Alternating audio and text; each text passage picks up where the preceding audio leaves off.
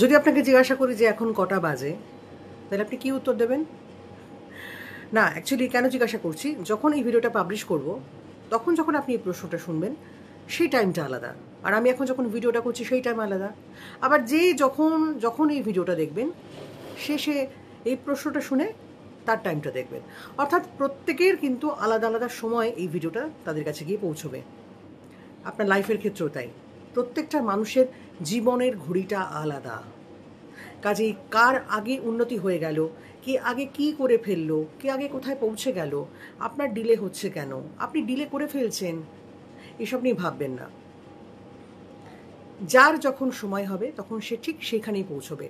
তাকে চেষ্টা করতে হবে, তার ইচ্ছেটা থাকতে হবে। একটা গাছে যখন আম হয়, সব কটা আম একবারে পাকে কি? পাকে না, কিছু আম কাঁচা থাকে, তার যখন সময় হবে সে পাকবে। ঠিক মানুষও তাই, যখন সময় হবে তখন আপনার কাজ ঠিক হয়ে যাবে। অবশ্যই আপনাকে চেষ্টা করতে হবে, আপনার এফোর্ট থাকতে হবে, আপনার সেই পেশেন্স থাকতে হবে, আপনার মধ্যে সেই ট্যালেন্ট থাকতে হবে, তবে হবে। বসে বসে শুয়ে শুয়ে চিন্তাভাবনা করে কিচ্ছু হবে না।